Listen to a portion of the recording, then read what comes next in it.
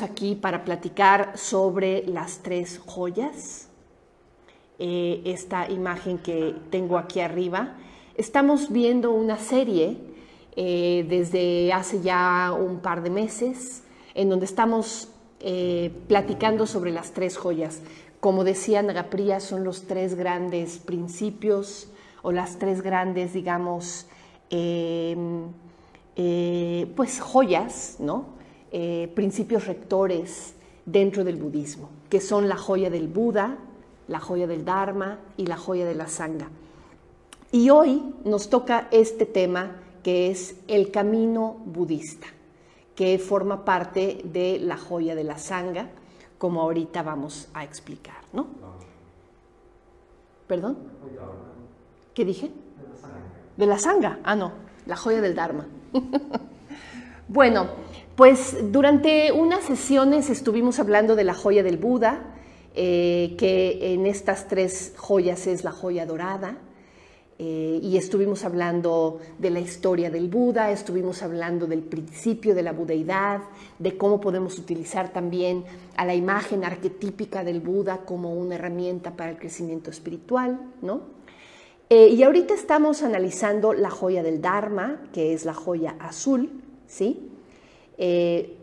Esta es la tercera charla que vemos sobre la joya del Dharma, y a partir de la semana que entra vamos a empezar a ver la joya de la Sangha, la joya de la comunidad espiritual, de los discípulos del Buda, de los practicantes del budismo, ¿no? Con respecto a la joya del Dharma, vimos una primera charla en donde hablamos de la palabra del Buda, de cómo la palabra del Buda está registrada en diferentes formas y cómo su mensaje ha llegado a nosotros desde el canon Pali hasta los sutras del Mahayana, y hablamos también de las escrituras del Tantra, en fin, las escrituras budistas, ¿verdad? ¿En qué consisten? ¿Cómo es que han llegado hasta nosotros la palabra del Buda de esa manera? La segunda charla sobre la joya del Dharma fue sobre la verdad, el Dharma entendido como la verdad. Y en ese sentido estuvimos hablando de las 4 nobles verdades que nos habló Nagapriya la semana pasada. El día de hoy vamos a hablar del Dharma como camino, ¿sí? Por eso se llama el camino budista, la charla. El Dharma como camino. ¿A qué se refiere la joya del Dharma? Entendida como un camino de práctica, como una ruta que nos lleva en cierta dirección. Entonces, bueno, primero lo que quiero ver es qué significa la palabra Dharma. La palabra Dharma, como muchos de ustedes saben, en sánscrito muchas veces se refiere a la realidad o a la verdad, aunque muchas veces también se le traduce como la ley, la doctrina, la enseñanza, ¿no? De la manera en la que yo estoy usando aquí la palabra Dharma, me refiero a dos cosas. Por un lado, el Dharma es la realidad de la mente iluminada, la realidad como la experimenta la mente iluminada. Es decir, cuando la mente iluminada experimenta la existencia, ¿de qué manera la experimenta? ¿Cómo la experimenta? ¿Qué ve? ¿No? Esa es una concepción, digamos, de la palabra Dharma. Otra manera de entender la palabra Dharma se refiere a las enseñanzas. La comunicación de esa mente iluminada que intenta establecer contacto con una mente no iluminada como la nuestra para llevarnos, para acercarnos a esa misma experiencia. Entonces, la palabra Dharma como la enseñanza, como la doctrina, lo que nos lleva desde la mente no iluminada hasta la mente iluminada, ¿sí? Y es en este sentido que vamos a estar hablando hoy de la palabra Dharma, las enseñanzas del Buda. Y fíjense una cosa importante, ¿de dónde salió la palabra budismo, verdad? Porque en realidad nosotros los budistas, al budismo le llamamos el Dharma. Justo esa enseñanza, esa doctrina del Buda, le llamamos el Dharma. La palabra budismo realmente es muy posterior. La palabra budismo viene del siglo XIX en Europa, a partir de la Ilustración.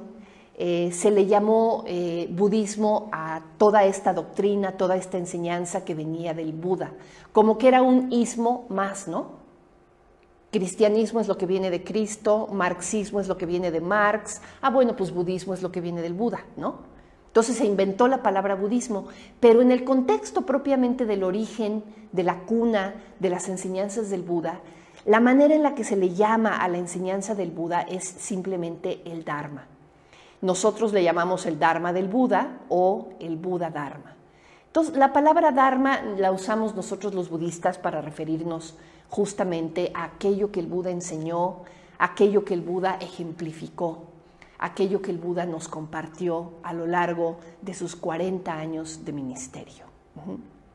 El Buda nació como Siddhartha Gautama y a la edad de 35 años alcanzó el estado de despertar, el estado de budeidad.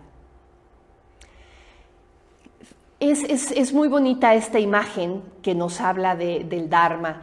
El Buda dijo que su Dharma tiene varias características extrañas y maravillosas, así dijo él, que también tiene el poderoso océano.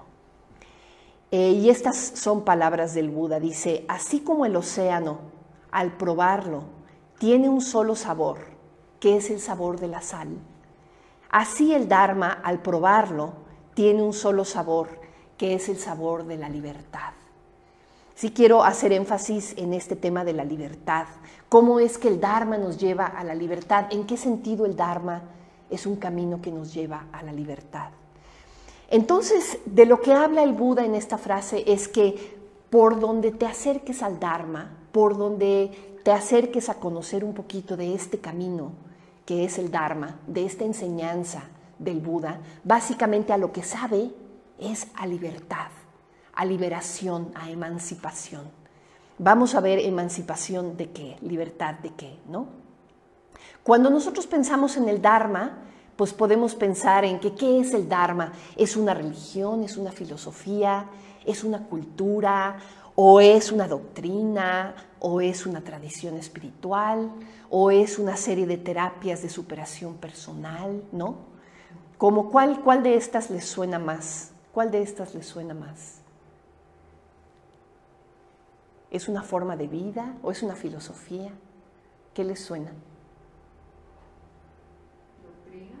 ¿Una doctrina? ¿Te gusta una doctrina? Ajá. Una doctrina sí tiene el contenido como de una enseñanza, ¿verdad? Una doctrina, una enseñanza. ¿Cuál te gusta? Religión. ¿A ti te gusta religión? Una religión sí definitivamente es una religión, ¿verdad? ¿A alguien más le gusta otra palabra? Un entrenamiento. Es un entrenamiento, definitivamente es un entrenamiento para transformar la propia vida, ¿verdad? Entonces sí, es todo eso, ¿no? Es una forma de vida también. La que menos me gusta ahí, ¿cuál creen que es la que menos me gusta? La terapia. La terapia, ¿verdad? Como pensar en el budismo como una terapia. Pero bueno, obviamente tiene aspectos que tienen que ver con una posibilidad de transformación que podría asociarse a eso, ¿no? Entonces, miren, todas estas palabras de alguna manera pueden asociarse al budismo, no limitativamente, ¿verdad? No de manera exclusiva, pero pueden, efectivamente el budismo, el Dharma, tiene un poquito de todas esas cosas. Pero la que estamos estudiando en este momento es el concepto del camino. El que quiero explorar en este momento es la metáfora o la idea de que el Dharma es un camino. Toda la función del Dharma es conducirnos a la liberación, conducirnos a la emancipación. Entonces es algo que nos conduce, digamos, de un lugar a otro, ¿no? Es algo que nos lleva de aquí para allá, que nos lleva de este estado que tenemos ahorita, que es un estado limitado, un estado amarrado, podríamos decir, un estado en donde estamos atados al sufrimiento, a la confusión, a la ignorancia, y nos lleva en otra dirección, hacia la liberación, hacia la emancipación. Entonces, me gusta pensar en el Dharma como un camino. La verdad es que la imagen del Dharma como un camino es muy socorrida, se usa mucho en la tradición budista, y a mí me parece particularmente inspiradora, ¿no? Entonces, pensar en el Dharma como un camino me parece una metáfora interesante. La metáfora sugiere que estamos en un lugar y queremos ir a otro, ¿no? Y que usamos el camino precisamente para ir de un lugar a otro. Estamos en este lugar que es la mente no iluminada y queremos usar el camino para llegar a otro lugar que es la mente iluminada, ¿no? Estamos en esta mente de confusión, estamos en el samsara y queremos movernos hacia el nirvana. Entonces la metáfora de camino es útil. Ahora fíjense, el camino se camina, ¿no? El camino es acción, es algo que se hace. No es algo que está nada más ahí como de adorno o como de manera inspiracional, ¿no? El camino se camina, se actúa, ¿no? Entonces, también me gusta eso de la metáfora del camino, que nos pone a nosotros, digamos, nos da las riendas, ¿no? Nos da la responsabilidad. Sí, está el camino ahí, pero quien lo andas eres tú. El camino no se camina solito, ¿no? Quien andas el camino eres tú. Quien hace el esfuerzo, quien se mueve en la dirección del nirvana, eres tú. Ahora, por supuesto, como toda metáfora, pues tiene su utilidad, como veíamos ahorita, pero también tiene sus limitaciones, ¿no? Porque realmente no podemos pensar en que samsara es un lugar y nirvana es otro lugar, ¿no? No estamos hablando en términos de ubicación geográfica, no estamos hablando en términos de movernos físicamente en el espacio, ¿no? Como sugiere la metáfora de un camino. Estamos hablando de movernos internamente, de transformarnos internamente, y a partir de esa transformación interior, toda nuestra acción hacia afuera se modifica, ¿no? Entonces no es necesariamente un camino que vamos a caminar físicamente, sino podríamos decir, el camino somos nosotros mismos, ¿no? El camino estamos siendo caminados nosotros por ese camino, en la medida en que nosotros nos vamos transformando al practicar las enseñanzas del Buda. Entonces sí, el concepto de camino es interesante, el camino budista, pero también hay que tomar la metáfora con todas las reservas del caso, ¿verdad? Y darnos cuenta que la función de la metáfora es inspiracional, no es literal, obviamente, ¿verdad? Bueno, me gusta pensar en el Dharma entonces como en un camino que nos lleva hacia la libertad. Nos permite liberarnos de nuestros condicionamientos para poder dirigir libremente nuestras vidas. Nuestros condicionamientos que nos limitan, nuestros condicionamientos que nos atrapan, que nos tienen, digamos, amarrados a una concepción limitada de nosotros mismos. El Dharma nos puede llevar a romper esas ataduras y realmente permitirnos dirigir nuestras vidas libremente. Y el Dharma también es, como lo explicó el Buda en su primer sermón, es un camino que nos permite liberarnos del sufrimiento, nos permite liberarnos de ese dolor, de esa insatisfacción que nos produce el responder constantemente desde un estado mental que está informado por la avidez o el deseo o la avaricia, por la aversión o el odio y por la ignorancia o la confusión. Estas tres emociones aflictivas o estos que se conocen en el budismo como los tres venenos, ¿no?, que encontramos en el centro de la rueda de la vida, avidez, aversión e ignorancia. Siempre que actuamos desde ahí, siempre que funcionamos desde ahí, sufrimos, ¿no? Y el budismo, el Dharma, de lo que se trata es de ayudarnos a liberarnos de esos tres venenos y entonces poder dejar de sufrir, ¿no? Es muy interesante esto de la libertad o la emancipación asociado al camino budista, porque el mismo Buda, cuando hablaba de su estado de despertar, decía que el estado de despertar era, por ejemplo, como salir a salvo de una peligrosa jungla, o bien liberarse de una deuda. Ahí habla del concepto de liberación, ¿no?, de quitarse de encima un peso, el peso de una deuda. O él mismo hablaba también del camino budista como, o del estado de despertar, como salir de una prisión. Entonces, fíjense, esta imagen de salir de una prisión es fuerte, ¿verdad? El sentido de estar atrapado dentro de una cárcel y en el momento en el que alcanzas la iluminación es como desaparecen las rejas, desaparecen las limitaciones, desaparece el encierro.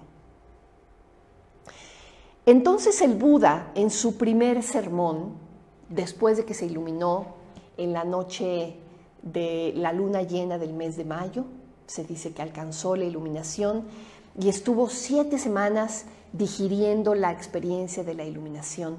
Y después salió en busca de 5 amigos o 5 discípulos que él había tenido, que aparecen aquí en esta imagen, con el objeto de intentar comunicar por primera vez su mensaje, su enseñanza.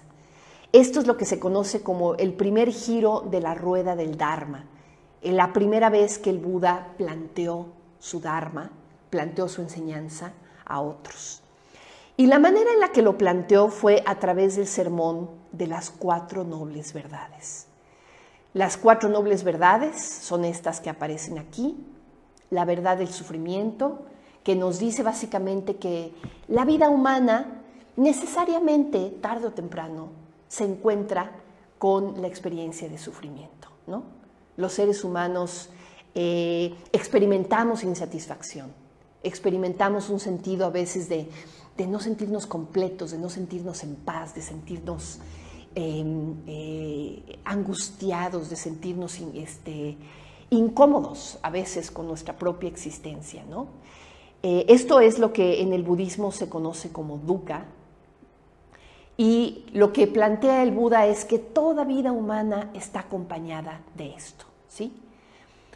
Ahora, la segunda noble verdad nos dice que hay una causa que genera dukkha, que es básicamente el deseo o el deseo neurótico, el deseo insaciable de sí, bueno, o sea, el deseo, ¿verdad? ¿De qué otra manera le decimos más que el deseo, la avaricia, el apego? Son todas esas emociones que tienen que ver con poseer, ¿no? Con querer que la experiencia sea de cierta manera que no es, con querer que la vida sea de una manera que no está siendo, ¿no? Querer algo diferente de lo que está pasando. Constantemente a veces nos encontramos en esa experiencia, ¿no? Queremos algo diferente. Bueno, pues esa es la receta perfecta para sufrir, ¿verdad? Y eso es de lo que habla la segunda noble verdad. La tercera noble verdad nos habla de que el sufrimiento puede cesar. Esa es la experiencia de nirvana. Y la cuarta noble verdad nos dice que hay un camino. Ahí de nuevo regreso al tema del camino. Un camino que nos aparta del sufrimiento. Un camino que nos permite liberarnos, dejar de sufrir, liberarnos de ese sufrimiento. Entonces aquí está de nuevo en las 4 nobles verdades el tema del camino y el tema de la liberación. Es un camino que conduce a la liberación del sufrimiento, a la liberación de la confusión, a la liberación del deseo, ¿sí? A partir de que nos liberamos del deseo, entonces nos liberamos del sufrimiento y hay un camino que nos permite llegar ahí. ¿Alguna duda hasta aquí o algún comentario? ¿No? ¿Habían oído de las 4 nobles verdades? ¿Sí habías oído de las 4 nobles verdades? Pero Okay. no, o sea, lo leí, pero no lo estudié, nada más lo Ajá, pero te suenan, te parecen razonables, sí, claro. ¿Verdad? Muy bien. Bueno, pues entonces estamos hablando de que el Dharma es una puerta hacia la libertad, ¿no? Es un camino que nos conduce hacia la emancipación, hacia la liberación. ¿Y cómo nos conduce hacia allá? Básicamente a través de la conciencia. El Dharma es un camino de conciencia, es un camino que se trata de abrir los ojos, de poquito a poco irnos dando cuenta de la vida, de una manera cada vez más profunda y de una manera cada vez más elevada y más completa, ¿sí? Me gusta mucho esta imagen de abrir los ojos también como una forma de resumir el proceso de la práctica del Dharma, ¿no? Abrir los ojos, porque de hecho la experiencia de iluminación del Buda se conoce como la experiencia de Bodhi. La palabra que se usa en la tradición budista es Bodhi. De hecho, de ahí viene la palabra Buda. La palabra Buda significa el despierto. Y el estado que alcanzó el Buda fue el estado de Bodhi, el estado de despertar. Entonces, en el budismo se habla de la iluminación en esos términos. Es un proceso de abrir de ojos, es un proceso de despertar. Despertar a la realidad, despertar a la conciencia.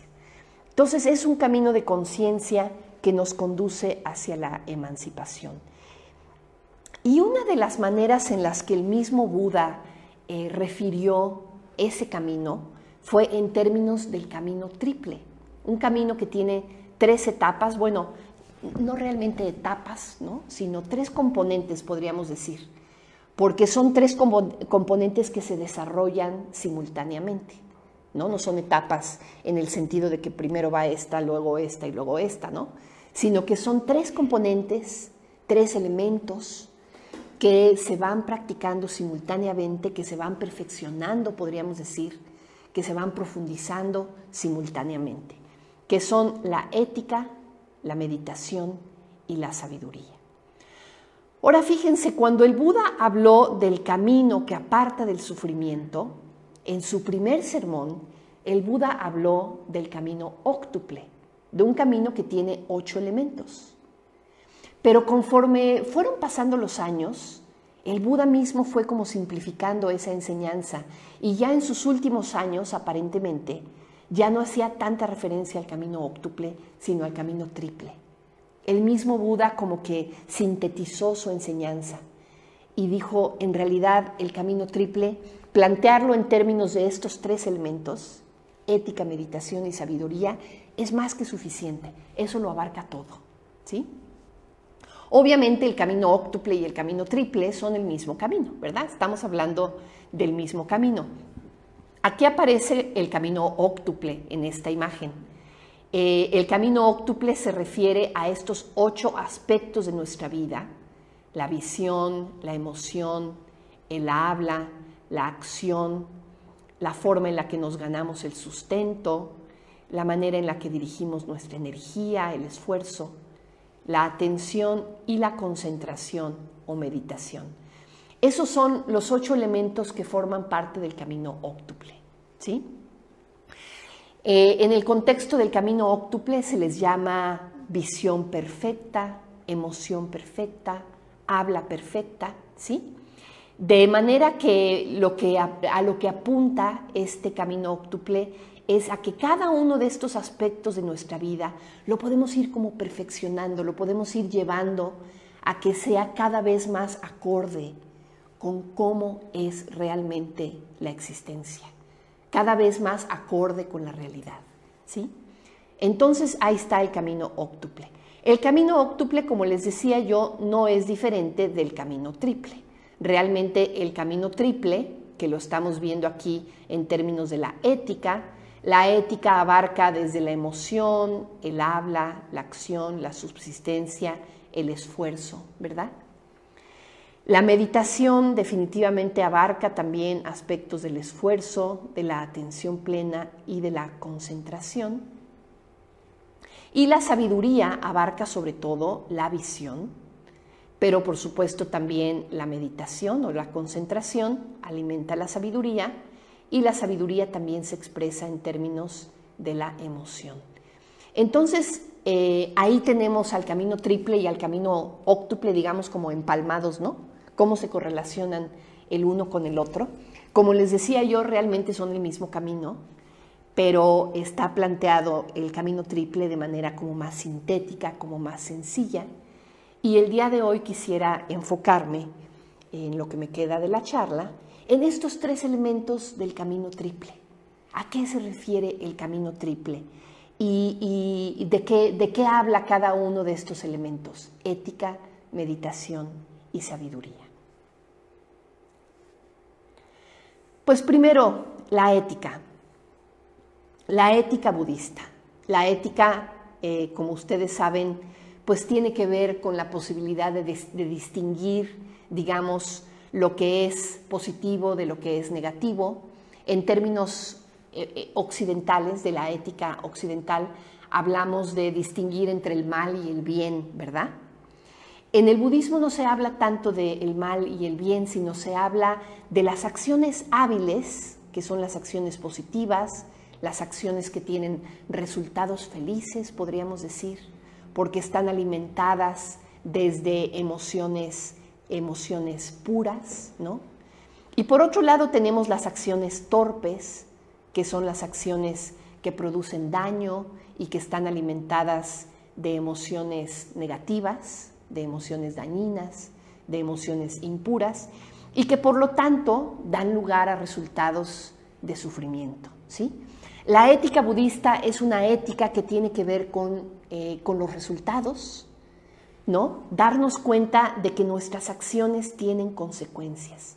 La motivación o la intención que motiva a una acción es lo que produce un resultado particular.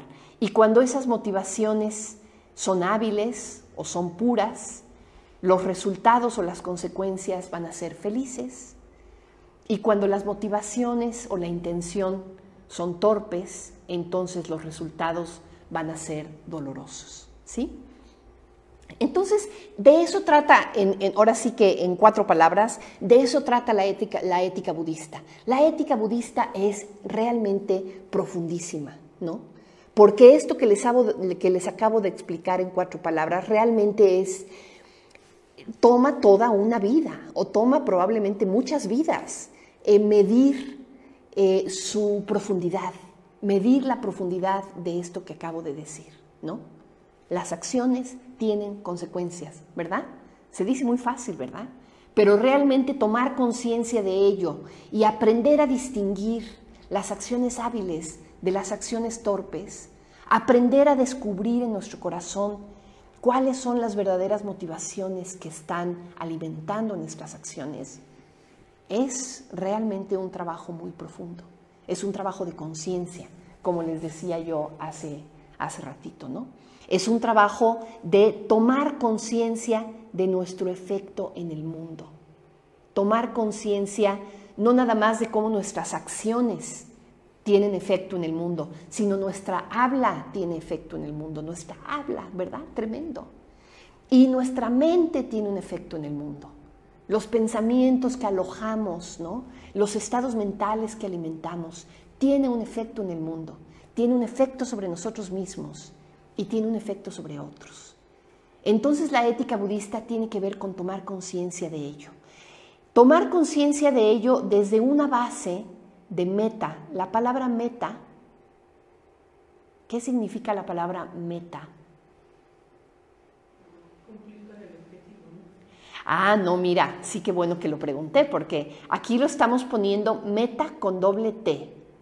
Meta con doble T. Es una palabra que está en Pali. ¿Alguien le quiere explicar? Adriana, ¿nos quieres decir qué es meta?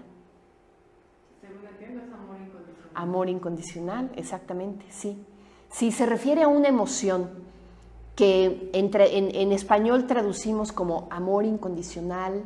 Muchas veces le llamamos también bondad, bondad sin límites, amabilidad, amistad, benevolencia, ¿no? Entonces, por eso la escribí así con itálicas, porque es una palabra que no está en español, está en Pali, y significa amor incondicional. Entonces, la ética budista está basada en una actitud de amor incondicional, en una actitud en donde nosotros reconocemos el valor intrínseco de cada ser. Lo amamos, lo cuidamos, lo queremos, lo valoramos, y por lo tanto queremos protegerlo, no queremos hacerle daño. Entonces, si nosotros podemos cultivar en nuestro corazón esa emoción de meta, es que naturalmente nos vamos a comportar de manera ética, ¿no? Lo que está detrás de la ética budista es meta, es amor incondicional. Es una mente, es un corazón de aprecio de nuestra propia sensibilidad también. Muchas veces no estamos muy conectados con meta, ¿verdad? Muchas veces estamos más bien un poquito enajenados, un poquito desconectados de otros. Muchas veces no estamos muy conscientes de los efectos que tenemos en el mundo. Entonces, la tradición budista nos ofrece una serie de preceptos o una serie de guías precisamente por el hecho de que estamos un poquito confundidos, un poquito o un mucho, ¿no? No vemos con mucha claridad. Entonces, la tradición budista nos ofrece esta especie de mapa para poder transitar por el mundo de la ética, con unas guías, con unos consejos. Estos preceptos son realmente como consejos de cómo podemos actuar. Si tenemos cualquier duda cómo actuamos, pues de acuerdo a lo que estas guías o estos consejos nos señalan, ¿no? Nos dicen primero que nada, abstente de hacer daño. Ten cuidado, ¿no? Ten cuidado en cómo actúas, en cómo hablas, en cómo piensas. Ten cuidado de no hacer daño, de no lastimar. Abstenernos de tomar lo que no nos ha sido dado. Es decir, esto tiene que ver con el robar, por supuesto, pero no nada más cosas, ¿verdad? Sino quitarle a veces a la gente el tiempo, quitarle la energía, quitarle muchas veces cosas que tomas de ellas que no te los han dado libremente, ¿no? Entonces, abstenerse de tomar lo que no te ha sido dado. Abstenerse de un comportamiento sexual dañino, ¿no? Con el tema de nuestro comportamiento sexual, seguramente todos lo sabemos a estas alturas, podemos hacer muchísimo daño, muchísimo daño. Entonces, es un área de la vida en donde hay que cuidar de no dañar a otros. Decíamos, abstenerse de hablar con falsedad, abstenerse de decir mentiras, ¿no? Y por último, abstenerse de nublar la mente con sustancias intoxicantes. Entonces, estos 5 preceptos son realmente una guía muy completa que nos puede dar, digamos, nos pueden dar una serie de consejos de cómo actuar, de cómo hablar, de cómo comportarnos, de cómo cuidar nuestra mente para que nuestras acciones tengan resultados felices y no resultados tristes, ¿verdad? Y finalmente estos preceptos están haciendo énfasis, están tomando como base, digamos, estos principios que aparecen aquí.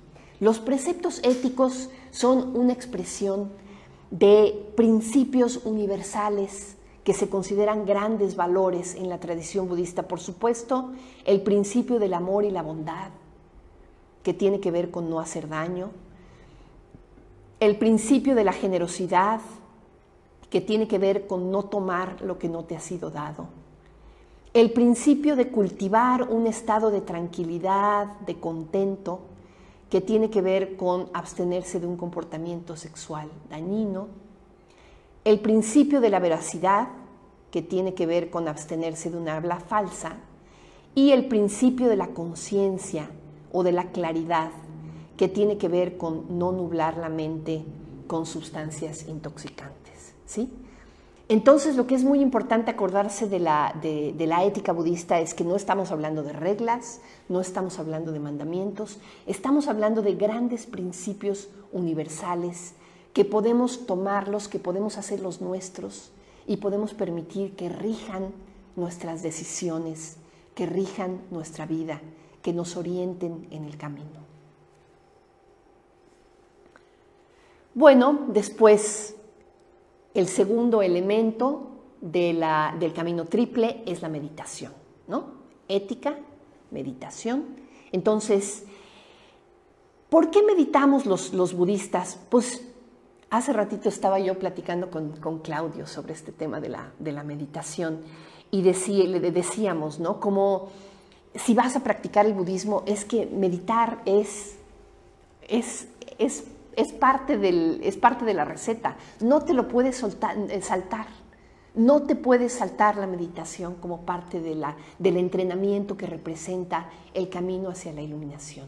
Meditar tiene que ver con reconocer que nuestro estado mental determina la calidad de nuestra experiencia. Si nuestra experiencia es placentera o es dolorosa, o es plena, o es profunda, o es superficial, ¿cómo es nuestra experiencia? Eso lo determina el estado mental. Y el estado mental es algo que se puede cuidar, es algo que se puede cultivar, es algo que se puede apapachar, ¿no? Es algo que podemos cultivar activamente, ¿sí? Entonces podemos cultivar activamente estados mentales particulares, estados mentales hábiles desde la perspectiva ética, ¿no? Estados mentales de conciencia, de claridad, de concentración, que es lo que hacemos precisamente en la meditación que hicimos hace ratito. Estados de conciencia, mentales de tranquilidad y de calma, como también permitir que la mente se asiente, que la mente se enfoque, que la mente se aclare, ¿no?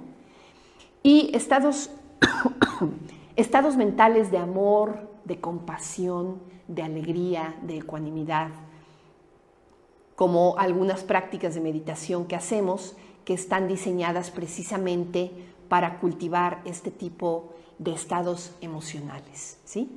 Entonces, la meditación budista es una forma de adrede, activamente, ponerte a cultivar así como quien cultiva la tierra para producir maíz o quien cultiva la tierra para producir aguacates. Bueno, cultivamos la mente para producir amor y para producir claridad. Se puede, ¿no? Esa es una de las grandes contribuciones de todas las tradiciones meditativas, pero particularmente de la tradición meditativa budista, a la humanidad. Es esta claridad, es este descubrimiento de que los seres humanos podemos hacer algo con respecto a nuestro propio estado mental. Podemos tener injerencia sobre el estado de nuestra mente, a partir de nuestra voluntad, ¿no? La meditación en el budismo se puede considerar como en general en dos grandes tipos: la meditación shamatha, que es la meditación que tiene que ver con el cultivo de calma y de tranquilidad, cultivar este tipo de estados mentales. Y también existe la meditación vipassana, la palabra vipassana, que significa percatación, que significa insight, ¿no? La capacidad de darte cuenta de un aspecto de la realidad. Y la meditación vipassana, por supuesto, es una puerta hacia la sabiduría. Como la sabiduría es el tercer elemento del camino triple. Y bueno, a lo que quiero hacer énfasis también es que los tres elementos del camino triple están súper conectados, ¿no? Porque ética tiene que ver con meditación. En la medida en que nosotros profundizamos en nuestra ética, se profundiza nuestra meditación. Y nuestra meditación, a su vez, nos va llevando a tener un estado de conciencia cada vez mayor que nos permite también perfeccionar nuestra ética, ¿no? La meditación, a su vez, es una herramienta para el cultivo de sabiduría, como aparece aquí, ¿sí? Entonces, particularmente la meditación vipassana es una puerta hacia la sabiduría. Y existen, ¿sí, Adriana? ¿Se pueden combinar o cómo es que, o sea, por qué hay esta diferencia entre un tipo de meditación y otra? En realidad tienen que ver un poquito con los frutos, ¿no?, de la meditación. Las técnicas de la meditación pueden ser las mismas. Puedes tú practicar atención plena a la respiración y puedes enfocarte en atención plena a la respiración, en donde lo que estás haciendo es cultivar un estado de tranquilidad, un estado de calma, un estado de foco, de concentración. Ese es el aspecto shamatha de la práctica de atención plena a la respiración. Pero la misma práctica de atención plena a la respiración, si tú la llevas a una contemplación de la realidad, te puede dar acceso, digamos, a una forma de comprender o a una forma de percatarte de la realidad, llevada a una mayor profundidad, ¿sí? Entonces no tiene que ver tanto con la técnica de la meditación en sí misma, sino un poquito con los frutos de la meditación a partir de cómo la aplicas o de cómo la enfocas, ¿no? Sí, digamos, sí, como del objetivo, ¿no? Sí. Algunas de las prácticas que nosotros hacemos en la comunidad budista Triratna, pues hacemos esta práctica que practicamos hace ratito, atención plena a la respiración, que es una práctica que nos lleva a cultivar un estado de calma, de tranquilidad, de concentración, pero como te comentaba ahorita, Adriana, también te puede llevar a un estado de percatación, ¿no? Lo mismo que la metta bhavana, como veíamos ahorita la palabra metta, que tiene que ver con amor incondicional. Bhavana significa cultivo. Entonces la práctica de la metta bhavana es una práctica en donde cultivamos amor incondicional. Y hay otras prácticas similares a la Metta Bhavana, que se les conoce como las Brahma Viharas, en donde lo que cultivamos no es nada más amor incondicional, sino también compasión o alegría empática o ecuanimidad. Esas son las otras prácticas que se conocen como las Brahma Viharas. También tenemos contemplaciones, otro tipo de prácticas que se consideran ya más como herramientas vipassana, que son la contemplación de los 4 elementos o de los 6 elementos, prácticas de visualización de Budas y Bodhisattvas. En fin, tenemos toda una serie un menú de prácticas de meditación increíblemente vasto en la tradición budista, ¿no? Y diferentes tradiciones budistas, diferentes escuelas, utilizan unas técnicas o utilizan otras, o utilizan un énfasis o utilizan otros, ¿no? Si se acercan un poquito más al Dharma, se van a dar cuenta que la diversidad de expresiones que tiene el Dharma en las culturas, en las distintas culturas humanas, es increíble. Desde el budismo zen hasta el budismo tibetano, el budismo triratna que nosotros practicamos, son diferentes énfasis de práctica que usan diferentes herramientas meditativas a su vez también, ¿no? Y por último, el tercer elemento del camino triple es la sabiduría. Podemos decir que la sabiduría es una comprensión intuitiva, directa, sobre la naturaleza de la realidad, sobre la naturaleza de la existencia. ¿Cómo es realmente el mundo? ¿Cómo son realmente las cosas? ¿No? Esta sabiduría tiene que ver con darnos cuenta de que todos los fenómenos comparten 3 marcas, 3 características que son comunes a todos ellos. Todos los fenómenos condicionados son impermanentes, son transitorios, están cambiando así delante de nuestros ojos, como lo sabemos, ¿no? Todos los fenómenos son insubstanciales, es decir, no poseen una esencia inmutable, independiente de las condiciones que les dan surgimiento, ¿no? Y son, en última instancia, no son fuente de una seguridad última, digamos, ¿no? No nos podemos colgar de nada, no nos podemos apoyar de manera sólida en nada, digamos, en términos últimos, porque las cosas son insubstanciales e impermanentes. Entonces, en ese sentido, no nos pueden dar una satisfacción última. De acuerdo al budismo, lo único que sí nos puede dar una satisfacción última son precisamente las 3 joyas. El ideal de la iluminación, la verdad o el camino de las enseñanzas y la comunidad espiritual son los únicos 3 refugios que sí son satisfactorios en términos últimos, de los que sí podemos obtener un sentido de seguridad real, ¿sí? Todo lo demás, no.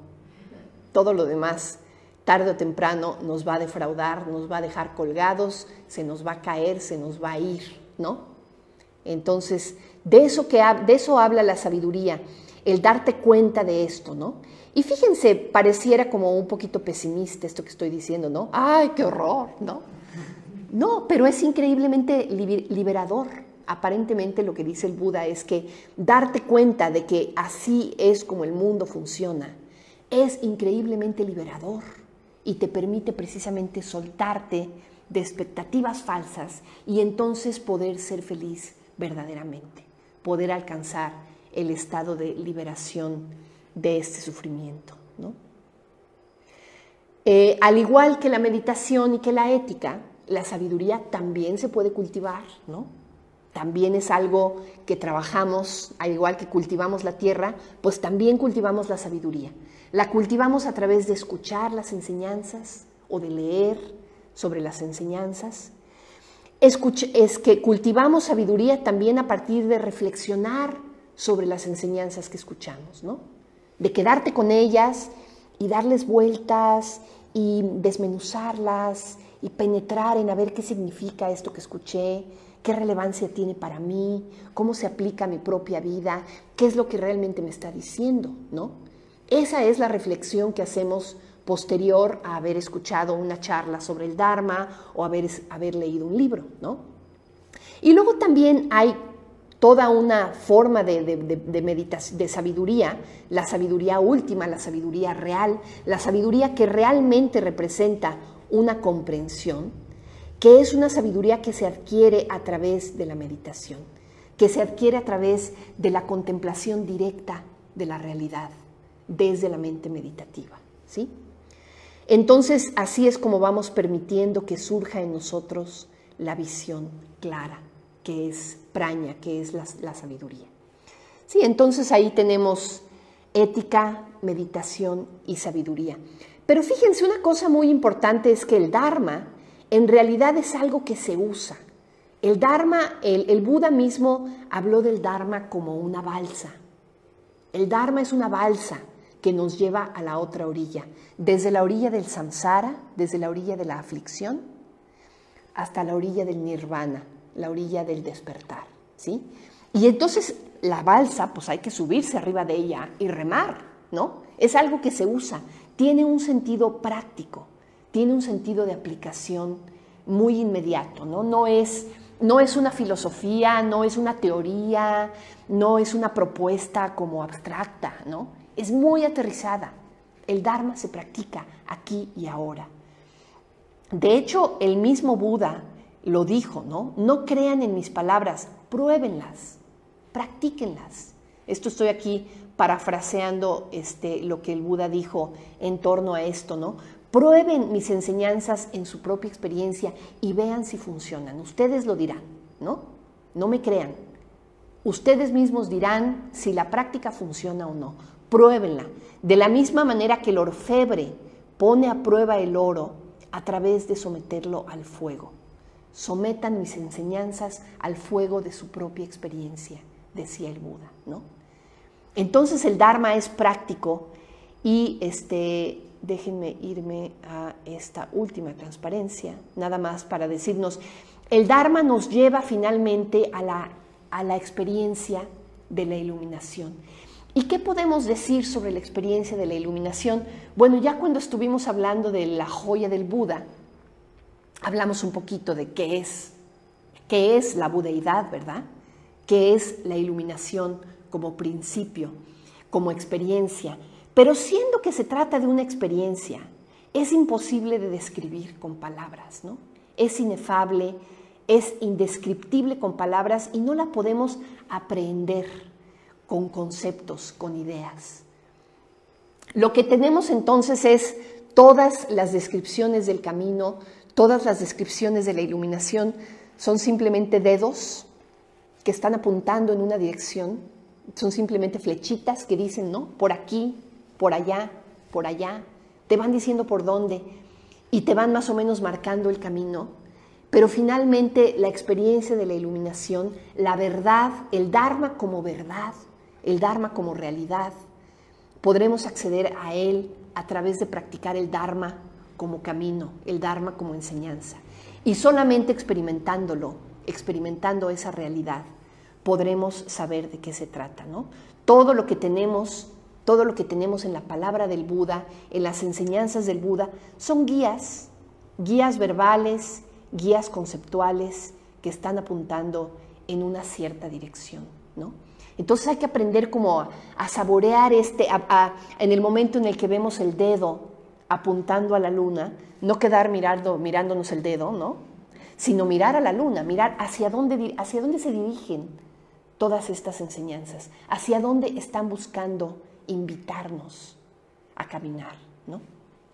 Que es de lo que se trata el Dharma.